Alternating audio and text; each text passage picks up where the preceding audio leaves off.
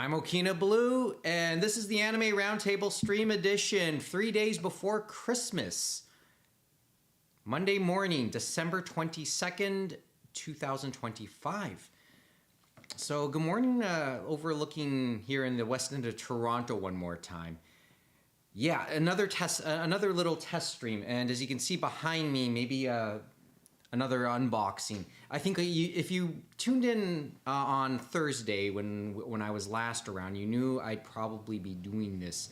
Well, a package did arrive, and this could go either way. I'll explain that in a bit. But before we continue, let me just move this around a little bit. My old iPhone here. Where do we begin this weekend? First of all, the intention was to try and do something over the weekend for starters, whether it be on Saturday or Sunday. But we could never get around to it. I could never get around to it, really. Just a nice little family function on Sunday and went all day. And it was a lot of fun. So we couldn't get around to doing anything, whether it's doing a podcast episode or coming online. Once again, the package you see behind me actually arrived a couple days ago. But much like the other packages from before, I will always try and reserve them if it's something good for when I'm with you online. But as I said, this one will be a little interesting if you remember recent history here. No figures today, so I just put Alia here to guard. Oh yeah, you do see the blue case for my Kindle in the background as well. Okay. Anyway, once again, I'm still experimenting. So this is our second go around using the Atom. Is that how you pronounce it? The Atom. The Atom multi-stream plugin. So I'm going to continue trying the two versions of that. So Stream Suite eventually will probably be used but I have to get used to, just plain used to doing it this way too, or in any form. So right to my really, I have a second screen running. It's just my YouTube app on my iPad, just running the actual, or just keeping up with the actual YouTube stream, so I can keep up with any chats that happen there. Although Monday morning, a couple days before Christmas, nobody's really off yet. I would imagine there won't be too many online. Although I see, Hero Harmony always has a habit of lurking during the streams. And I'll leave it up to him to be able to say hi.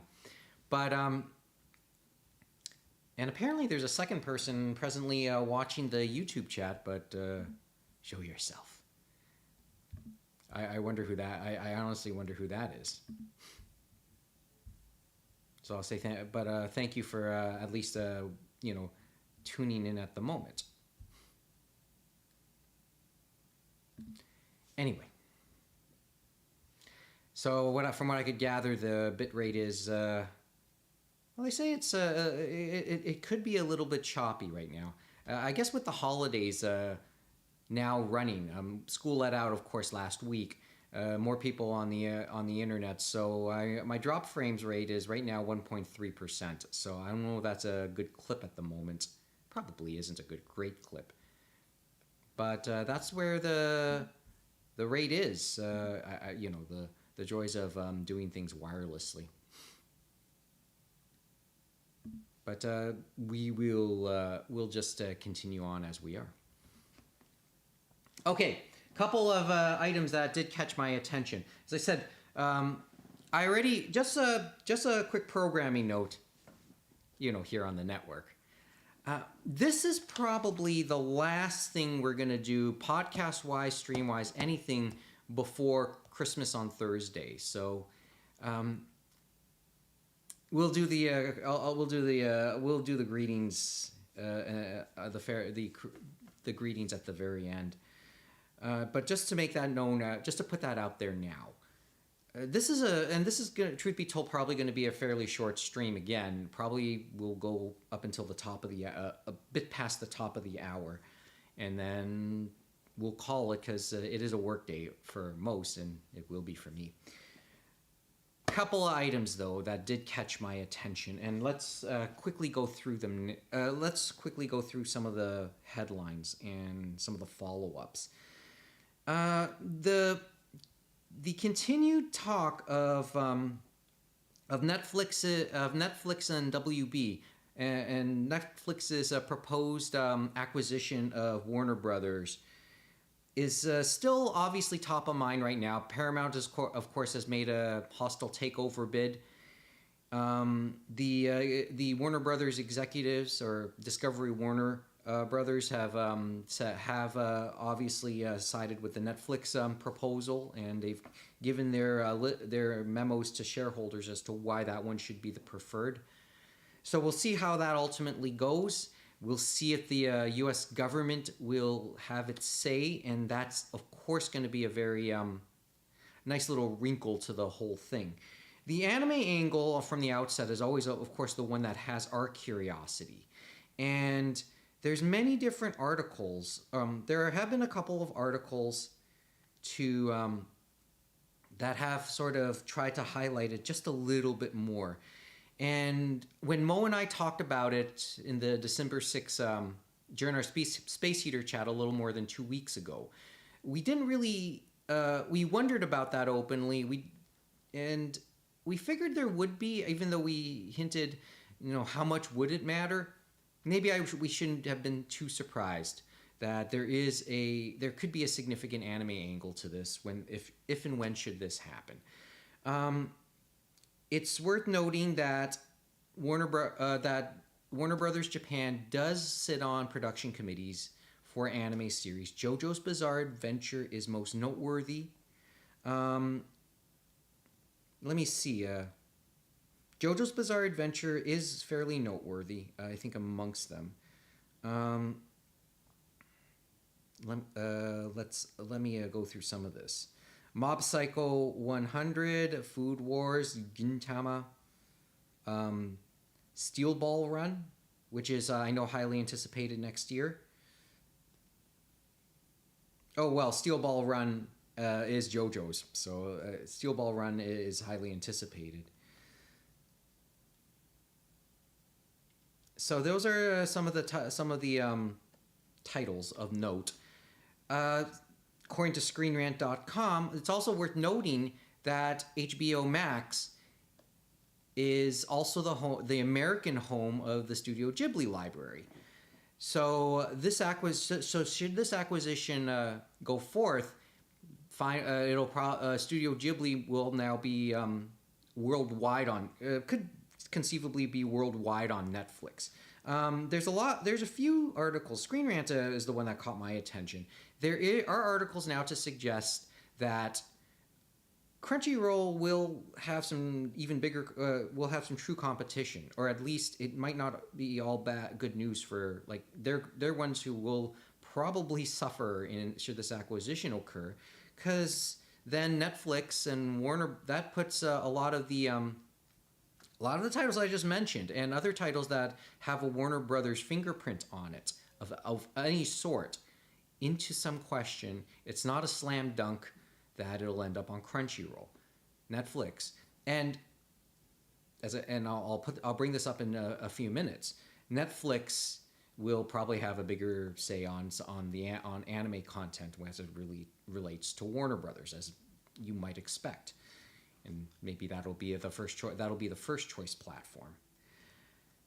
So so if you have a beef with Crunchyroll, maybe you are hoping for this. It sort of comes back down to some of the theories we had during the Sony acquisition. When we talked about the Sony acquisition of Crunchyroll, 4 years ago, I think it is now.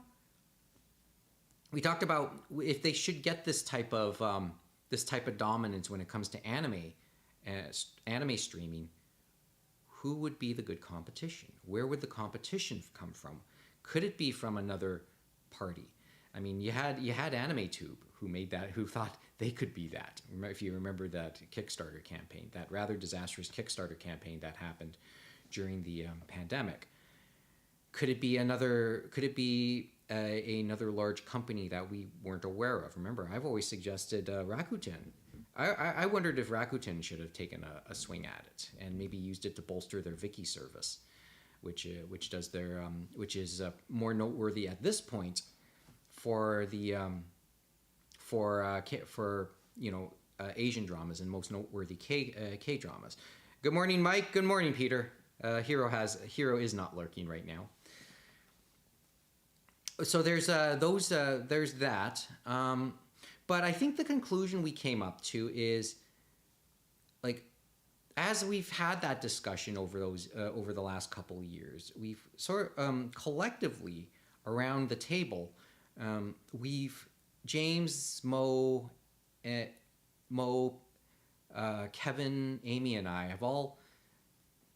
I think the consensus amongst the five of us is that the competition, and this is stating the obvious at this point, I think, the competition won't come from a new vendor. It certainly wouldn't come from High Dive. It's not likely to come from High Dive, but they'll probably be still a half decent alternative, and they do have some decent. And I know they by themselves they have some okay titles, and an okay selection.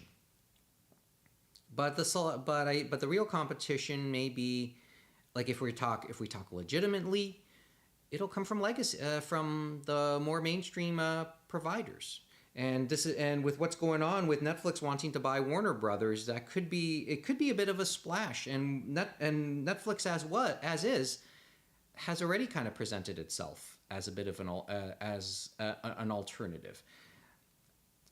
Amazon might be dipping their toes a little bit more. So those are the major players. Paramount, I don't know. Of course, maybe the biggest competitor is maybe the Seven Seas, because let's be honest too, pirating anime pirate streamers are still a thing too. And that cat and mouse will be forever, and it's just maybe the nature also of our fandom. So that's those are things to keep up with or have my attention before those are the things that certainly will have my attention as the story continues to unfold. Yeah. I guess there's a certain irony that the accessibility has kind of come full circle, and that we're kind of going back to it. And not to say I'm totally angelic, and I'll tell you why towards the end of the stream. Second, another story that sort of caught my attention. By the way, that also, but it does start. Having said all of this also sort of starts to run counter to maybe a couple of headlines that I'm reading, making the suggestion that Netflix and Amazon, most notably, are pulling back also on the amount of anime that they're presently streaming, or at least that new anime that will come onto their respective streaming services in the next little bit.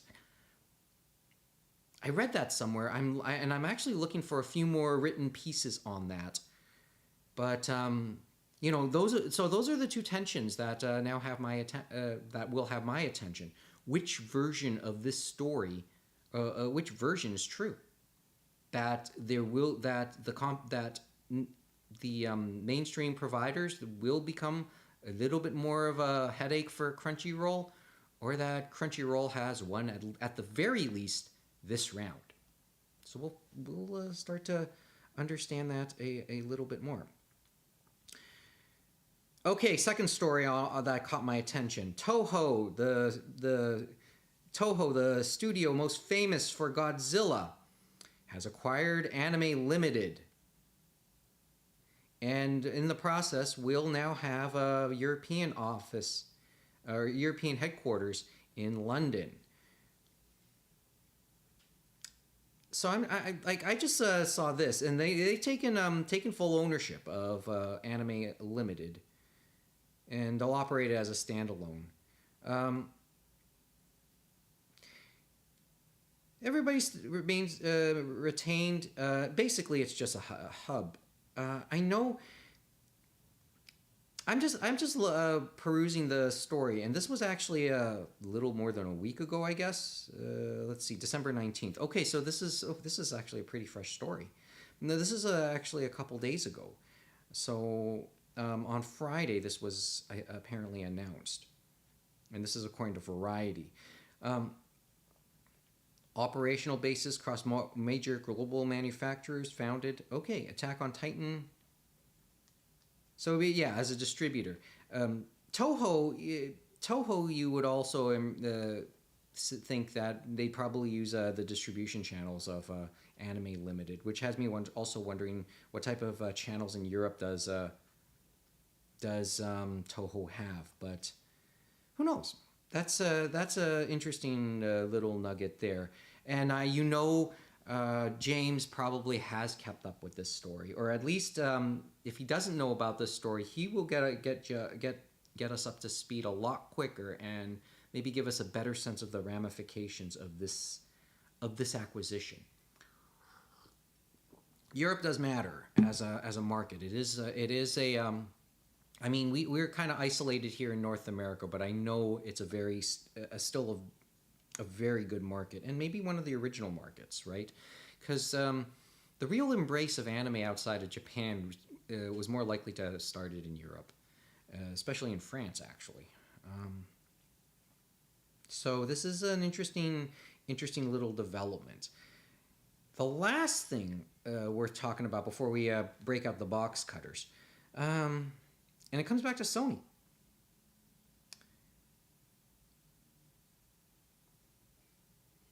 Sony, last week.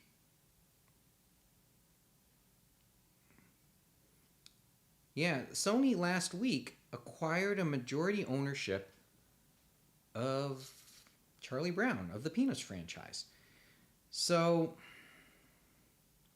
this one's kind of an interesting. This one I have to really, really want to read a little bit more. But also, it's also worth noting. One of the what is it?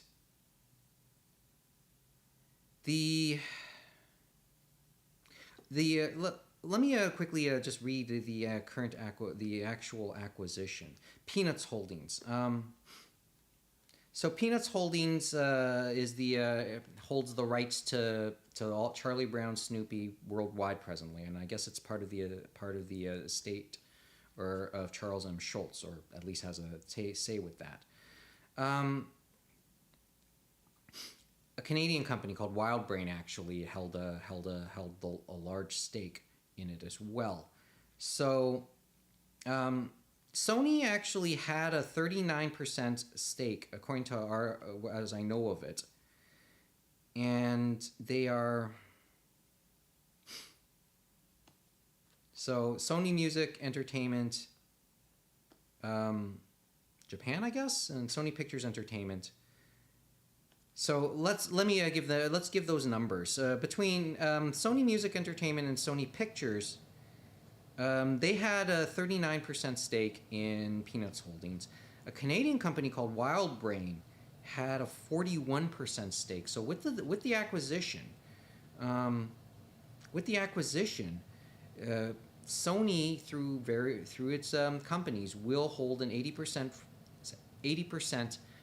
foot or 80% stake in the Peanuts franchise. And that could be quite interesting. It's where it's there's a little bit has already been said. I still am trying to understand it a little bit. I know Matt Alt has put an article on his Pure Invention website to talk about the cultural ramifications, because there is a lot of love for Snoopy in Japan. So in some ways, this is an acquisition that sort of makes sense. That sort of makes sense for Sony. In total, the stake was worth almost $500 million for Sony to get that to get this acquisition. And there's mixed feelings about this. Screen Rant obviously doesn't think much of it, or just perusing the headlines is making it doesn't think too much of it. You do wonder what it also means for the exclusive rights to the Peanuts to Peanuts Animations library for Apple, because that's the current agreement. Everything concerning Snoopy, Charlie Brown is presently on Apple TV. So we'll find out a little bit more about what that means in the near future, or should this? Then I presume it will. It'll go through. As I said, Matt Alt wrote a really interesting article on the cultural aspects about this, and maybe how the mentality has sort of changed from American IPs, like all American IPs, going into Japanese and maybe in more foreign hands. And I guess there is maybe not as much outrage of it these days. There's more of a shrug, and maybe we're okay with it in this sense because it's Japan this time around. Sort of like 7-Eleven going Japanese as well. But I guess to say, having said all of this, remember they're buying this stake through a Canadian company, so you can't really say it was the Peanuts thing was American in that sense. So I'm still wrapping my head around this news. I've been too busy to really take a longer look at it, at least myself. And maybe I'll share more thoughts after Christmas. So those are the headlines that are on my mind that have caught my attention this week, and that is probably will be a source of conversation before too long when I reconvene the roundtable. The other thing that I know maybe people will want to look forward to, and it probably won't be in a video form because who really wants to look? I spoke with Kevin last night, and I think we're okay saying this. The other reason that Kevin wasn't around in the last handful of recordings in any form is that he's been on vacation. And yes, he was in Japan. Part of it, that was part of an Asian vacation. So Kevin will probably do a space heater with him and get his take on the visits on his excellent Asian adventure.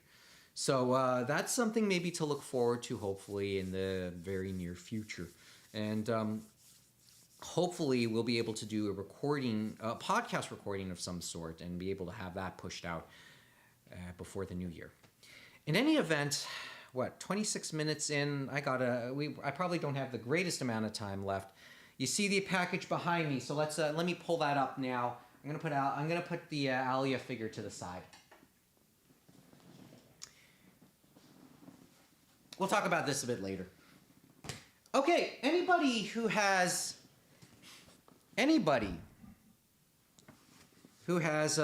watched the streams in the past whenever I've opened books, especially books that I've ordered from Indigo, will always know that that's always an adventure. And the reason, and if you remember when I opened up a handful of Blue Box books, about 8 books back in July. Let's backtrack a little bit. When you order books from Indigo, they either come from one of two places, and it's obvious, you can tell by the packaging. They either come from the Indigo warehouse directly themselves, and you know it's coming from there because one, the shipping times you receive a lot sooner, and two, when the box comes in, there's a clear Indigo label on it. Or two, it's not. It's shipped from the U.S. and it's through UPS, and therein lies the issues. When Indigo does the shipping themselves. They are known to take a lot of good care in packaging it. But if you remember from July, when I when I received a handful of books through the UPS services, and whoever the third party is that actually packed it, it was packed in so badly, the books were damaged. And what really pissed me off was the lack of care that was put into that. Check the shorts; you'll see it. But what happened was one of the books also ended up stuck to the box, because the adhesive that would keep the box shut was exposed. The book, a volume of blue box, was stuck to that adhesive into the box, and all the other all the other books were damaged in the process as well. It really pissed me off. I was able to ultimately get replacements about 2 or 3 weeks later. So maybe something does have to be said for Indigo's actual customer service. I'll give them props on that. And I'll cut them some slack over that, cut Indigo themselves some slack over that, because I don't think those were at any point handled by Indigo employees. Which leads me to this box, because guess what? It's a UPS label. There's no Indigo markings, as you can see. Which means, oh, and by the way, in recent weeks too, yes, I did receive a single copy, also from UPS. It was loose in an envelope with no real protection, but it was a volume of The Girl I Saved on the Train. Turned out to be my childhood friend. It was unscathed. It was a single book. So we'll see what. At least it came undamaged. This will be interesting. So we're gonna open this right now. Oops. I don't know how well you can see that. I don't know how well you can see the labels here. But here it is, and we'll give it a try and see if it's actually damaged. When you open up these boxes, actually these ones might be easier to open compared to Indigo, because the pull tab with the Indigo boxes is not the most secure. This is just a rip. You just rip the perforations along here, and that's how we'll open this. We may not need the box cutters to do this, so let's see how this goes, and let's see what's in here, and then we'll take a look. Here, I'll show you the box one more time, and then I'll try and open it in here in my lap.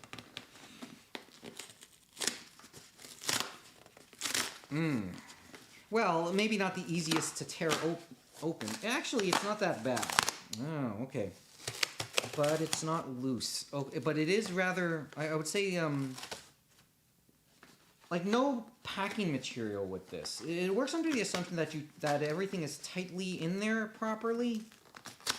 Okay. But the good news is nothing appears to be damaged. So that's good news. I guess the one thing I wish I was hoping they could do in terms of possible packing precautions. I can see where the adhesive is this time around. Maybe they can wrap the books in at least packaging paper, like a newsprint cover or something. But in any event, these look to be okay. So, in the box today, and you knew I was and I did mention I've ordered the other volumes, and I said I'd be backtracking on one of them. It's the first 4 volumes of the light novels of The Angel Next Door Spoils Me Rotten. And you knew, and maybe that shouldn't be a huge surprise, you know I'd become a bit of a fan of this series. So, yeah. So, and actually, as I said, it's the first 4 volumes. This is, which basically covers the entire first season of the anime, right? So at least I have it here. And and hopefully when I have some time, I'll be able to give that more of a read.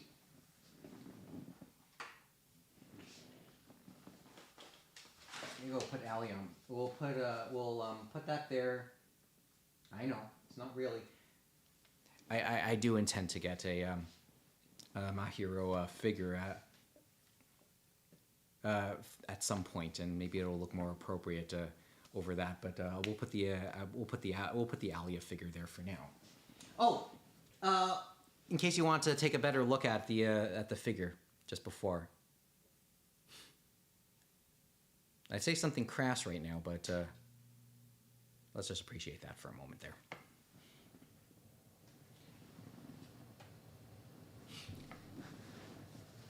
Hero Harmony, nice, yeah. Yeah, you heard the story. Okay, cool. So there it is right there.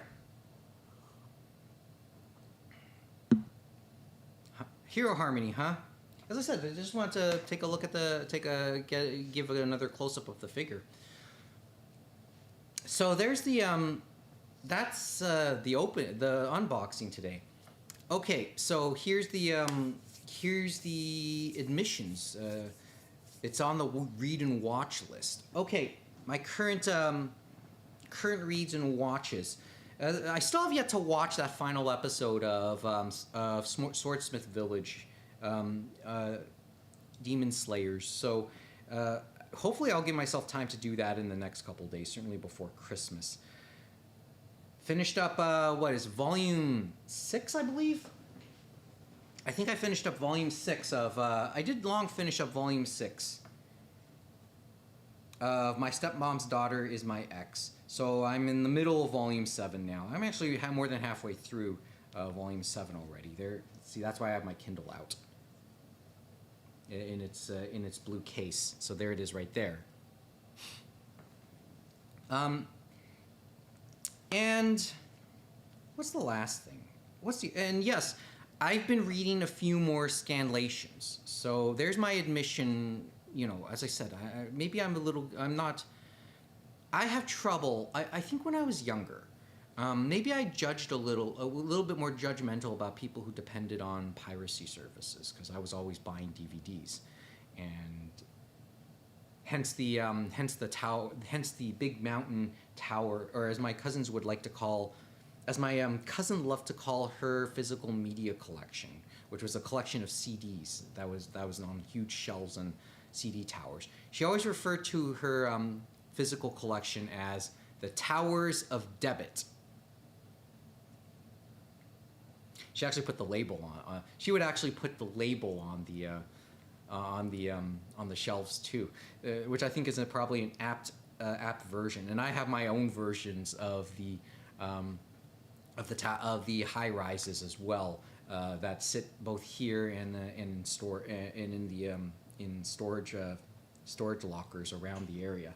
So maybe we'll make appearances to be sold at nerd markets and Noma no Ichis. Oh, that reminds me, nerd market. With the nerd market coming up early next year, I think the applications for that have begun. So that might be worth checking out, and probably some other stuff maybe on the community calendar. I know there's an Animaniacs concert happening up in Markham in mid-January. That's probably worth checking out because it features 2 of the original voices from the 90s cartoon series.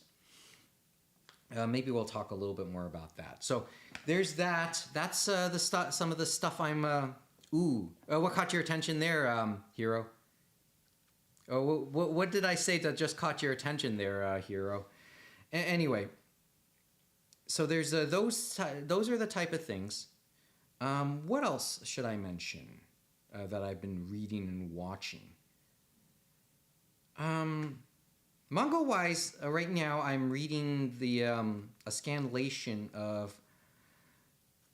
Okay, I will not try and read the Japanese title, or should I try? I don't know a lot about Nerd Market. I didn't know about Nerd Market. I don't know a lot about a lot of things. Okay.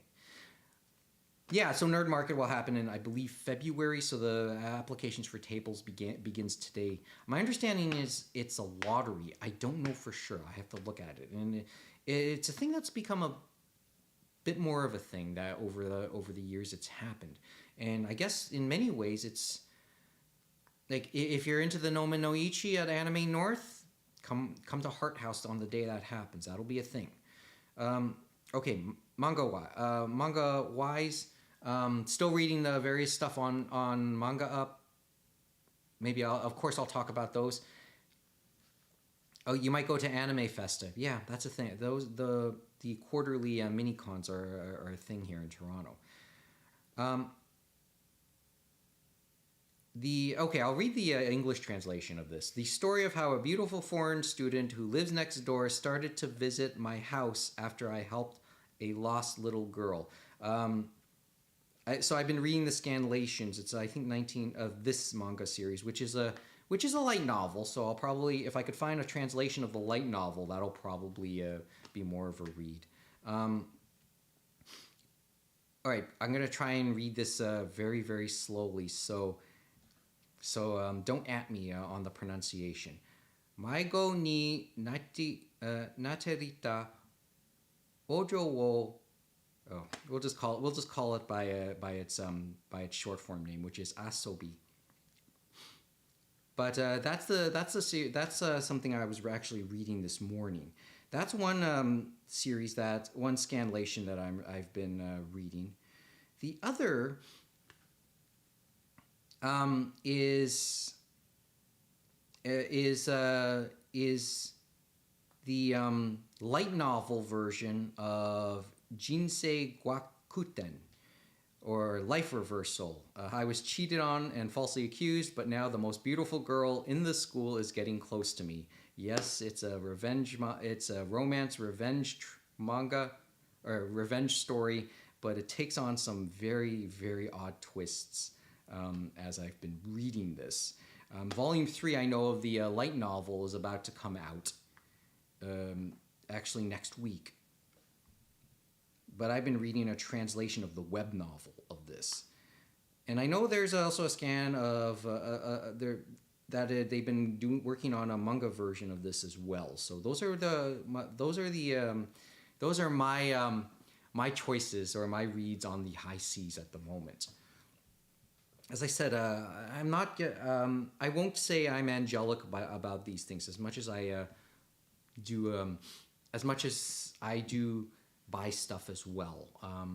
If there's really what it just comes down to is if there's a title I want to read, I will try to read it whichever means I could.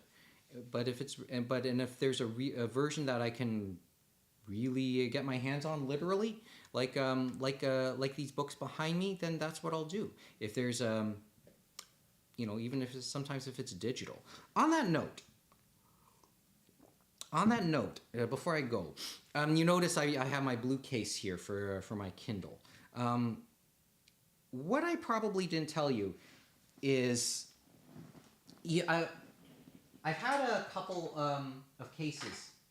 So obviously you know about when I first started using this. This was my mother's Kindle Oasis. I had a gray case. I've dropped this a couple of times in this gray case. There's a scratch on this. I don't know if I've mentioned that to you. And this thing has nicely gotten damaged, Amazon quality. But so I moved a little bit away from using the gray case. And it's actually, it's chipped so badly, sometimes there's some sharp ends now in the plastic, so it's not the most comfortable to use. So after I bought the blue and started more using it, I just thought I should get another backup case. And I've had that for some time. It's I asked some friends about designs and colors, and I gave the thought ones that I thought I'd go with. Should I go with this? Should I go with a design that features the Great Wave of Kanagawa, so one of Hokusai's most signature prints? This one, but I learned that was a little bit more vinyl. That had more of a vinyl cover. So it was very shiny, very plasticky. This is, I guess, plasticky too, but it has more of a cloth feel. It tries to emulate a cloth feel a little bit more, and it's, it's very smooth. It's very good and very grippy. Very grippy and comfortable in the hands. So I want to stick with this sort of look and maybe just a solid color. So it came down to two colors. I asked my friends, what do you think would look better? I narrowed it down to either purple or a what was referred to a dark red, which was referred to as red wine or wine red, and a lot of my friends, even Mo being one of them, because I know he likes he does listen to audiobooks and would be into this type of stuff. He just said, they all said, and it was almost unanimous, stick with the red. I haven't used this yet. I haven't used it though, because and I'll tell you why. So in volume 6 of my stepmom's daughter, they describe, it tells the story of the school's cultural festival, and the main character's classes decide to do a cosplay cafe, but they didn't they had yet to settle on a regular theme. So they went to visit the male main characters. In previous volumes they introduced a character, the cousin of one of the male main character, who was a very outgoing, flirtatious character.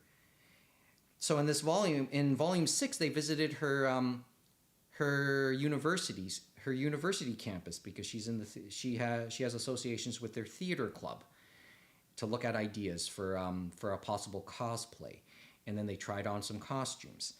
And one of the scenes in the entry in this in the volume has the female main character changing, both and the cousin and the female cousin of the male main character changing into various outfits, and the female main character gets really descriptive about the lingerie that she was wearing, right down to the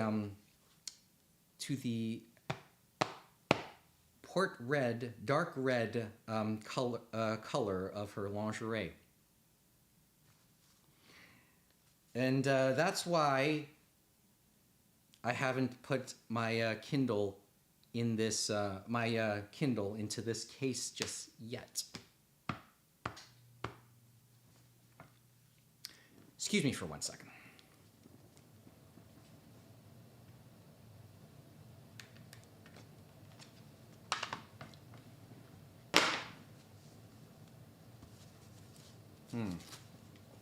Take out all the padding here.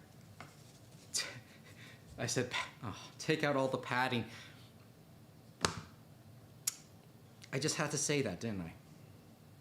Take out all the padding. I shouldn't repeat saying that. That sounds illegal in so many ways.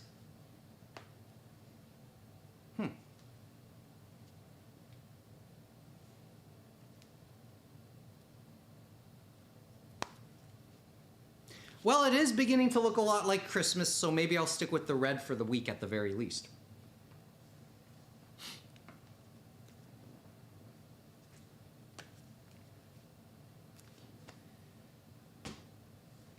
Which part of that whole scene do you think I staged? I knew I'd probably. I